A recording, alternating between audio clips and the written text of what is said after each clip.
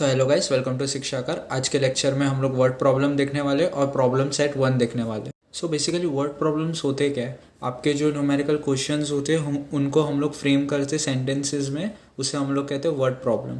सो अब हम लोग वर्ड प्रॉब्लम को क्वेश्चन के थ्रू समझने का ट्राई करते हैं। In a class of 70 students, 45 students like to play cricket, 52 students like to play kho kho, all the students like to play at least one of the two games. How many students like to play cricket or a kho-kho? How many students like to play only cricket?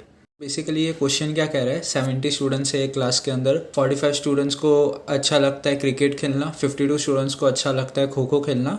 But इसमें एक और condition है कि हर किसी को एक game खेलना तो पसंद ही है उन दो गेम्स में से, और हमें फाइंड आउट करना है कि कितनों को क्रिकेट या खो खो पसंद है, और स्पेसिफिकली कितने स्टूडेंट्स है जो लाइक करते हैं सिर्फ क्रिकेट को। हम लोग को क्वेश्चन से तो हमें 3 चीज़ें मिली है। नंबर ऑफ स्टूडेंट्स है एक क्लास के अंदर 70। हम लोग को ये भी पता है कि 45 स्टूडेंट्स को अच्छा लगता है क्रिकेट खेलना, तो हम लोग उससे नंबर ऑफ ए कंसिडर करेंगे। हमें ये भी पता है कि 52 स्टूडेंट्स को खो खो खेलना पसंद है, तो हम उसे कंसिडर करेंगे नंबर ऑफ बी।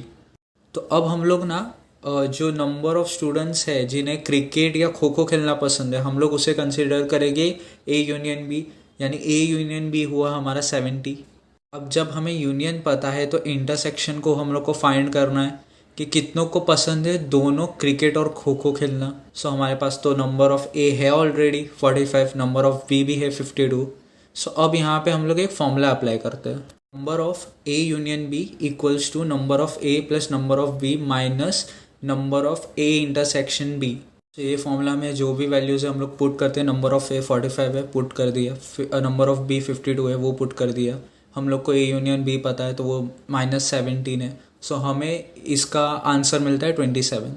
अब हम लोग को इंटरसेक्शन मिल चुका है, यूनियन मिल चुका है। अब हम लोग को फाइंड करना है कितने स्टूडेंट्स ऐसे हैं जिन्हें सिर्फ क्रिकेट खेलना पसंद है। सो हम लोग को क्रिकेट की वैल्यूज़ पता है, कितने स्टूडेंट्स क्रिकेट खेलते हैं, वो है 45। हम लोग को इंटरसेक्शन भी पता चल चुका है ए इंटरसेक्शन बी का, सो वो 27। तो ये दोनों वैल्यूज़ को अब जब हम लोग माइनस करते हैं ना, तो हमें 18 वैल्यू मिलती है, यानी 18 स्टूडेंट्स ऐसे हैं जिन्हें सिर्फ क्रिकेट खेलना पसंद है। अब हाँ, एक और चीज़, तुम लोग को जो भी मैंने जैसे पीपीटी के अंदर लिखा है, जैसे तुम लोग की टेक्स्ट बुक के अंदर तुम्हें दिया गया है, उसी तरीके से तुम्हें फ्रेम करके उस क्वेश्चन को सॉल्व करना है। क्योंकि ये क्वेश्चन सिर्फ न्यूमेरिकल बेस्ड नहीं है, ये वर्ड प्रॉब्लम बेस्ड है। सो अगर क्वेश्चन भी हम लोग को सेंटेंस में फ्रेम करके दिया है तो हमें आंसर भी सेंटेंस में ही फ्रेम करके देना होगा, ठीक है। सो गाइस, ये क्वेश्चन को ना हम लोग दूसरे मेथड से सॉल्व करने का ट्राई करते हैं। और दूसरे मेथड में हम लोग को एक वेन डायग्राम दिया गया है। यहाँ पे हम लोग को 2 सेट ये वेन डायग्राम में शो होते हैं, एक सेट ए है और एक सेट बी है। ये दोनों का जो इंटरसेक्शन है उसे रिप्रेजेंट किया है एज अ एक्स, और जो बी है उसको हम लोग रिप्रेजेंट किया गया है 52 माइनस एक्स, एक्स यानी इंटरसेक्शन, और एक को रिप्रेजेंट किया गया है 45 माइनस एक्स, ठीक है। सो यहाँ पे हम लोग इंटरसेक्शन को एज अ एक्स ले रहे, नंबर ऑफ ए को 45 ले रहे, और नंबर ऑफ बी को हम लोग 52 ले रहे। सो अब हम लोग वही पुराना फॉर्मूला इम्प्लीमेंट करते।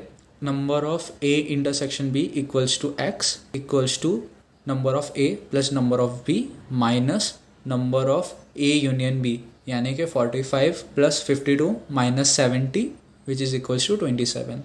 अब जब हम लोग को इंटरसेक्शन मिल चुका है ना, तो अब हम लोग फाइंड कर सकते कि कितने स्टूडेंट्स को क्रिकेट अच्छा लगता है। So 45 minus 27 which is equals to 18।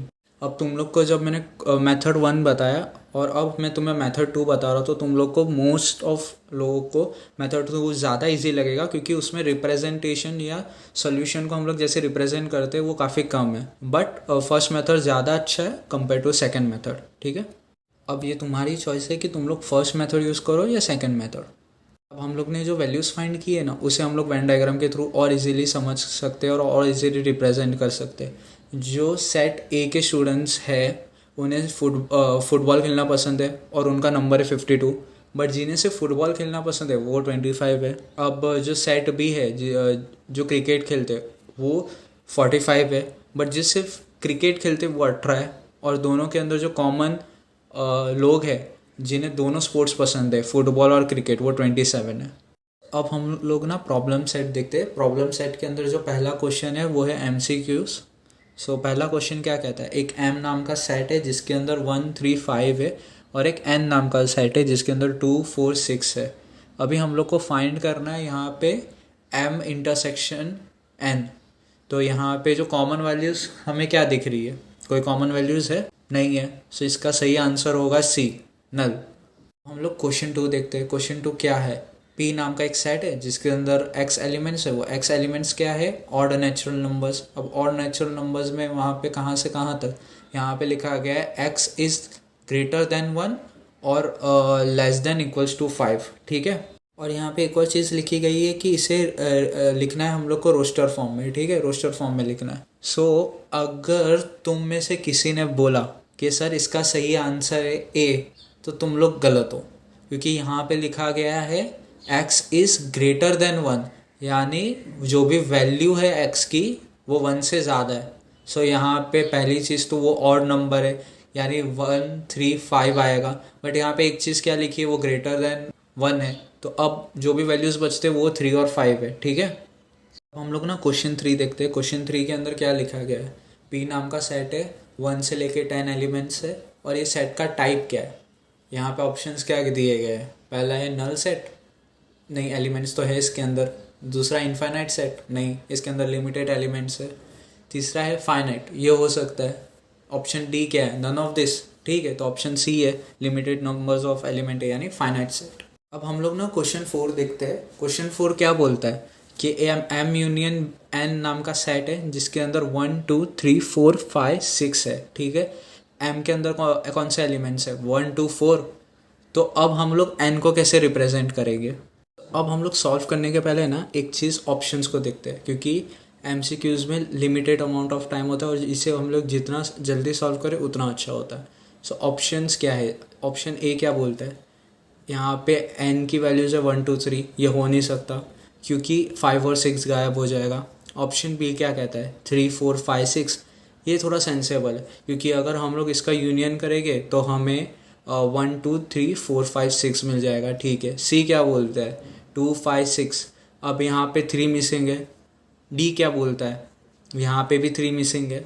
सो सही ऑप्शन है बी। अब हम लोग ना क्वेश्चन 5 देखते हैं। क्वेश्चन 5 क्या बोलता है, P is a subset of M, ठीक है। अब हम लोग को रिप्रेजेंट करना है P intersection the whole P union है। अब ये क्वेश्चन थोड़ा टफ है, थोड़ा ट्रिकी है, देखते हैं इसका सोल्यूशन क्या है। अब हम लोग ना इसका सोल्यूशन देखते हैं। सोल्यूशन में यहाँ पे सबसे पहला क्या दिया गया है हम लोग को, P is a subset of M, यानी एक M नाम का बड़ा सेट है जिसके अंदर P आ रहा है, ठीक है। अब हम लोग को रिप्रेजेंट तो करना है P intersection the whole P union M, यानी P यूनियन M पहले हम लोग फाइंड करते हैं। अब P यूनियन M के अंदर एक M तो बड़ा सेट है, सो हम लोग कंसिडर करते हैं M को, ठीक है। पूरे M नाम के सेट को ही ले लेते हैं यहाँ पे। अब यहाँ पे P इंटरसेक्शन यानी P इंटरसेक्शन M, यहाँ पे दोनों का कॉमन एलिमेंट क्या है, P। सो सही आंसर है P। सो अब हम लोग ना क्वेश्चन 5 देखते हैं। क्वेश्चन 5 क्या बोलता है, which of the following sets are empty, यानी इनमें से कौन सा सेट एम्प्टी है, ठीक है। अब हम लोग ऑप्शन ए पे जाते हैं। ऑप्शन ए क्या बोलता है, set of intersection point of a parallel line. अब ये एम्प्टी सेट है, कैसे, क्योंकि अगर जो पैरेलल लाइंस है अगर वो एक दूसरे के साथ इंटरसेक्ट करती है, एक दूसरे से ज़्यादा दूर जाती है, तो वो पैरेलल है ही नहीं। सो पैरेलल लाइन जो ये सेट है इसके अंदर इंटरसेक्शन पॉइंट नहीं है, तो ये एम्प्टी है। अब हम लोग ऑप्शन बी देखते हैं, set of even prime numbers, बहुत सारे इवन प्राइम नंबर्स है, तो ये एम्प्टी सेट तो हो ही नहीं सकता। अब हम लोग ऑप्शन सी देखते हैं। ऑप्शन सी क्या बोलता है, month of an English calendar having less than 30 days, है ना हमारे पास तो फरवरी है, तो इसे हम लोग नहीं बोल सकते ये एम्प्टी सेट है। ऑप्शन डी क्या बोलता है, ऑप्शन डी बोलता है P नाम का सेट है जिसके अंदर X एलिमेंट्स है, वो बिलोंग्स टू I है, ठीक है। अब जो X एलिमेंट है ना वो ग्रेटर देन -1 है और लेस देन 1 है, ओके। सो 0 तो है, इसे हम लोग एम्प्टी कैसे बोल सकते हैं। सो इसका सही आंसर है ए। अब हम लोग सेकंड क्वेश्चन से स्टार्ट करते, find the correct option for the given question. So यहाँ पे पहला क्वेश्चन क्या दिया गया, which of the following collection is a set, ठीक है। सो अब हम लोग ऑप्शन ए देखते हैं। ऑप्शन ए क्या बोलता है, कलर ऑफ रेनबो, हाँ कलर ऑफ रेनबो तो हमें पता है, 7 कलर आते हैं, ठीक है। अब ऑप्शन बी क्या बोलता है, tall tree on a campus, tall tree on a campus, अब ये हम लोग कैसे हमें पता चलेगा कि कौन सा ट्री बड़ा है कौन सा ट्री छोटा है? यहाँ पे कुछ हमें बताया नहीं गया है, यहाँ पे डिटेल्स कम है, ठीक है। सी ऑप्शन ये भी सेम है, rich people in a village. अब कितने रिच पीपल है कितने नहीं, कितने लोग आते हैं कितने लोग जाते हैं, हमें कैसे पता? ये फिक्स सेट नहीं है। अब यहाँ पे option D, easy example in a book. Easy example in a book ये हो सकता है, बट इसे और अच्छे से डिफाइन करने की ज़्यादा ज़रूरत है। So option A correct answer है। ऑप्शन टू देखते हैं, ऑप्शन टू क्या बोलते हैं, which of the following set are represent N intersection W. So यहाँ पे हमें 4 ऑप्शन दिए गए ए बी सी डी। अब यहाँ पे मुझे ऑप्शन ए सही लगता है। क्यों? क्योंकि ये सेट हमेशा नेचुरल नंबर्स का होता है, होल नंबर्स का नहीं, और होल नंबर्स हमेशा 0 से स्टार्ट होते हैं। तो ऑप्शन बी और सी तो हट गया। अब इंटरसेक्शन बोला है, इंटरसेक्शन एम्प्टी कभी हो नहीं सकता, तो डी बी एलिमिनेट हो गया। तो option A is the right answer. अब हम लोग ना क्वेश्चन 3 देखते हैं। क्वेश्चन 3 क्या बोलता है, पी नाम का सेट है जिसके अंदर एक्स एलिमेंट्स है। वो एक्स एलिमेंट क्या है? वर्ड इंडियन, ठीक है। अब इसे हम लोग को रिप्रेजेंट करना है लिस्टिंग फॉर्म में, ठीक है। सो अब यहाँ पे ऑप्शन क्या है? ए के अंदर आई एन डी है। अब यहाँ पे ए गायब है इंडियन में, ठीक है। अब बी सेट, अब बी ऑप्शन देखते हैं, बी में क्या दिया गया है, कौन सा सेट है? अब यहाँ पे आई एन डी ए दिया हुआ है, ठीक है। ये ऑप्शन सही लग रहा है, कोई रिपीटेड वैल्यूज़ नहीं है। सी देखते हैं, सी के अंदर आई रिपीट हो रहा है, ठीक है। I N D I A, I repeat हो रहा है। अब डी ऑप्शन देखते हैं, इसमें एन डी ए है। अब यहाँ पे आई गायब है, तो ये गलत ऑप्शन है। Option B is the right answer. हम लोग ना क्वेश्चन 4 देखते हैं। क्वेश्चन 4 क्या बोलता है, एक टी सेट है जिसके अंदर 1 2 3 4 5 है, और एक एम सेट है जिसके अंदर 3 4 7 8 है। तो अब हम लोग को इसका यूनियन क्या मिलेगा? अब यूनियन इसका क्या रहेगा? 1 2 3 4 5, ठीक है। अब यहाँ पे 7 8 भी आएगा क्योंकि 3 और 4 रिपीट हो रहा है। तो अब इनमें से ऐसा कौन सा एलिमेंट है? बी हो नहीं सकता, ए भी हो नहीं सकता क्योंकि 8 गायब है, डी भी हो नहीं सकता। तो option C is the right answer. अब हम लोग ना क्वेश्चन 3 देखते हैं। क्वेश्चन 3 में क्या कहा गया है, 100 पर्सनस है इन अ ग्रुप, 100 लोग है जिसमें से 72 स्पीक करते इंग्लिश, ठीक है। 43 लोग बोलते हैं फ्रेंच।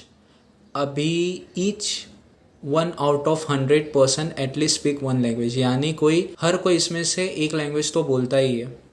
अब यहाँ पे बोला गया है कि कितने लोग इंग्लिश बोलते हैं, ये हमें पता लगाना है। सिर्फ इंग्लिश बोलते हैं, और कितने लोग सिर्फ फ्रेंच बोलते हैं।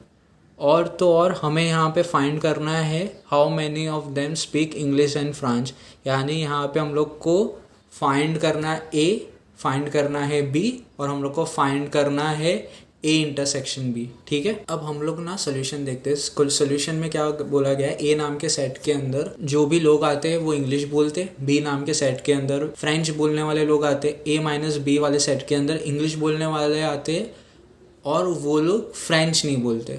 अब बी माइनस ए के अंदर कौन लोग आते, जो फ्रेंच तो बोलते बट इंग्लिश नहीं बोलते। अब ए इंटरसेक्शन वाले में वो लोग आते जो दोनों भाषा बोलते, इंग्लिश एंड फ्रेंच।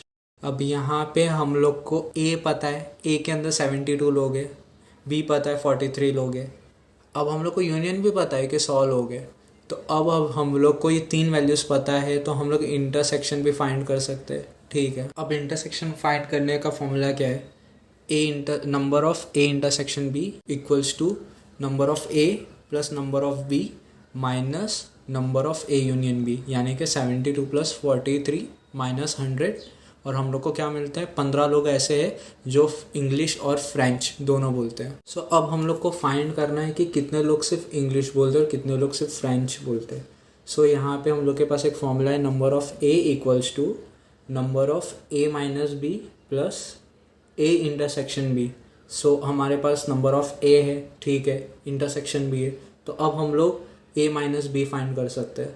सो अब हम लोग ए माइनस बी को हम लोग लेफ्ट हैंड साइड में पुट करते हैं और बाकी सारे को राइट हैंड साइड में पुट कर देते हैं। सो अभी हम लोग को वैल्यूज़ क्या मिलती है, 72 माइनस 15। सो अब हमें 57 मिल चुका है। अब 57 लोग सिर्फ इंग्लिश बोलते हैं। अब यही मेथड को हम लोग यूज़ करेंगे, यही फॉर्मूला को यूज़ करेंगे और हम लोग फ्रेंच लोग क्या है वो पता लगा देंगे। सो हमें बी पता है, ठीक है, 43 लोग। अब हम लोग को पता है कि भाई 15 लोग कॉमन है, तो माइनस करेंगे तो 28 लोग मिलते, इसका मतलब 28 लोग सिर्फ फ्रेंच बोलते हैं। सो अब हम लोग ना क्वेश्चन 4 देखते हैं। क्वेश्चन 4 क्या बोलता है कि 70 trees were plant by Parth and 90 trees were plant by Pragya on the occasion of tree plantation week. Out of this 25 trees were planted by both of them together. How many trees were planted by Parth और प्रज्ञा? अब इसका ना हम लोग solution देखते हैं। अब ए वो साइट है जो पार्थ ने ट्रीज प्लांट किए और बी वो साइट है जो प्रज्ञा ने ट्रीज प्लांट किए। सो नंबर ऑफ ए 70 है, नंबर ऑफ बी 90 है। अब हम लोग को इंटरसेक्शन भी पता है, दोनों ने साथ में जो प्लांट किए ट्रीज वो 25 है। अब हम लोग को यूनियन फाइंड करना है। सो यूनियन कैसे फाइंड करेंगे? Number of A plus number of B equals to number of A union B plus number of A intersection B. So अब हम लोग ना वैल्यूज पुट करते, ए के जगह पे हम लोग 70 डालते, बी के जगह पे 90 डालते। अब हम लोग को इंटरसेक्शन पता है 25, बट हम लोग इसको लेफ्ट हैंड साइड में पुट करेंगे। सो ये -25 बन गया। सो अब हम लोग को पता चलता है कि 135 वैल्यू हमें मिलती है। ये दोनों ने पूरे प्लांटेशन वीक में 135 ट्रीज प्लांट की है। सो अब हम लोग ना क्वेश्चन 5 देखते हैं। क्वेश्चन 5 क्या बोलता है? If number of A equals to 20, number of B equals to 28 and number of A union B equals to 36, then number of A intersection B equals to what? So यहाँ पे solution देखते हैं।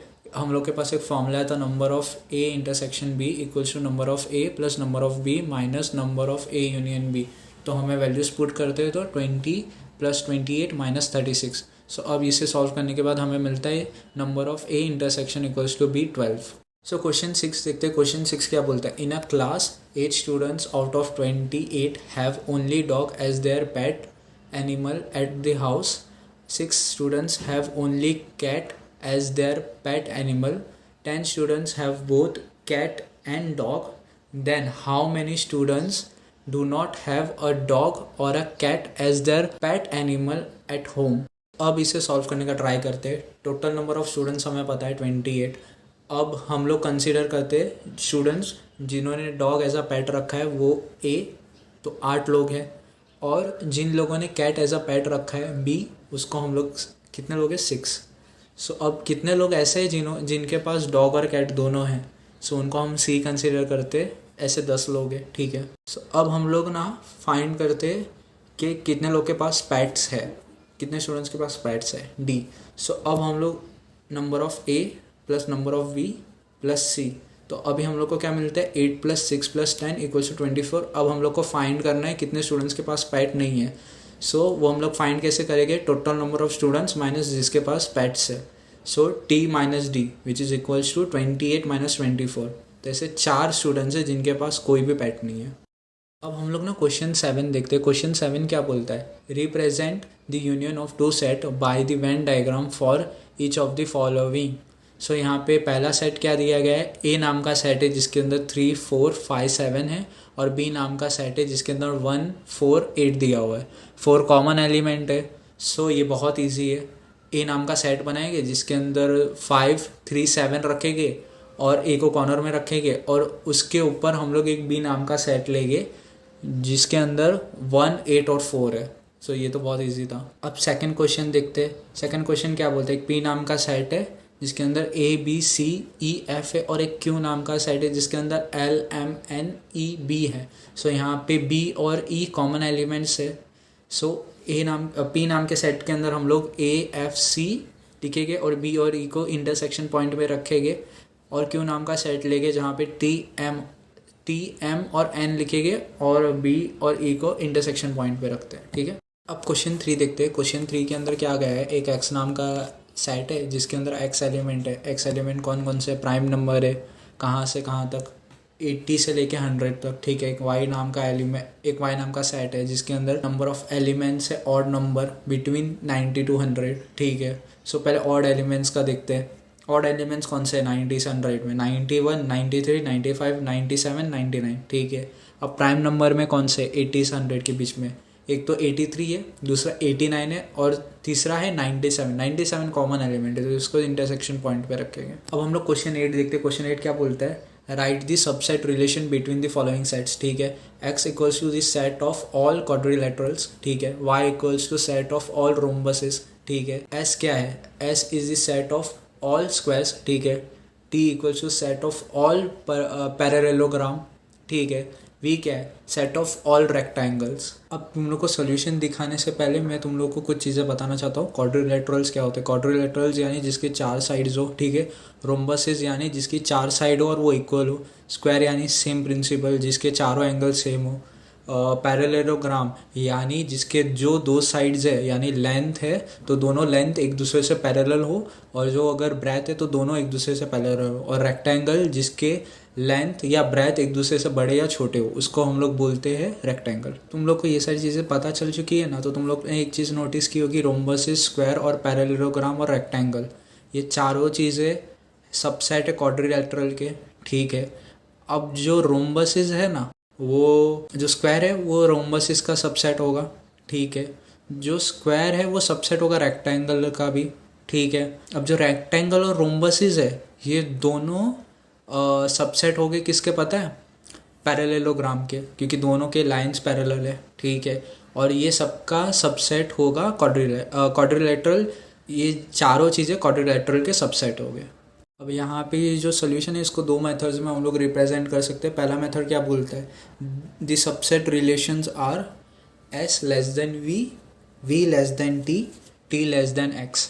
और दूसरा है S less than Y, Y less than T and T less than X, ठीक है। जो दूसरा मेथड है जो मैंने तुम लोग को डीप में बताया था ना, रोम्बसिस क्वाड्रिलेटरल का, वो तुम लोग को रिटर्न में लिखना है। जैसे कि रोम्बस, स्क्वायर, पैरेललोग्राम और रेक्टेंगल, ये सारे आते हैं क्वाड्रिलेटरल्स के अंदर। सो हम लोग क्या लिखते हैं, y is a subset of x, s is a subset of x, t is a subset of x, v is a subset of x, ठीक है। अब दूसरा क्या है, every square is a rhombus and parallelogram and rectangle, यानी कि जो हमारा स्क्वायर है वो सबसेट है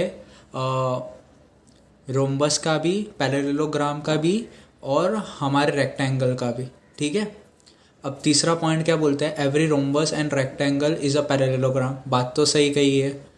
सो यहाँ पे जो हमारा यहाँ पे हम लोग क्या लिखेंगे, rhombus is a subset of parallelogram and rectangle is a subset of parallelogram, यानी y is a subset of t and v is a subset of t। अब हम लोग ना क्वेश्चन 9 देखते हैं। क्वेश्चन 9 क्या है, if m is any set then m union null and m intersection null. तो इसका सोल्यूशन क्या है?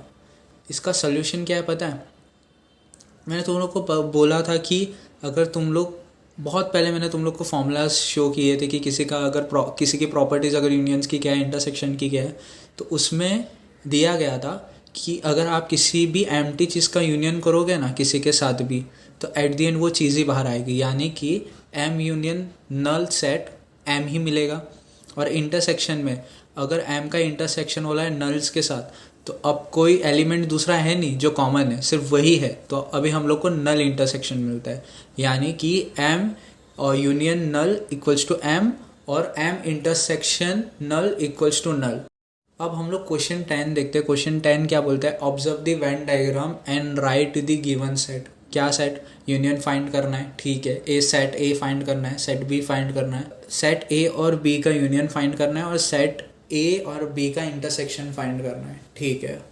गाइस अब इसका हम लोग सोल्यूशन देखते हैं। अभी यूनिवर्सल सेट के अंदर सारे एलिमेंट्स आएंगे जो भी वो यूनिवर्सल सेट के अंदर है। सो क्या क्या एलिमेंट्स है, 1 2 3 4 5 7 8 9 10 11 13, ठीक है। ए सेट के अंदर कौन कौन से एलिमेंट्स आते हैं, 1 2 3 5 7, ठीक है।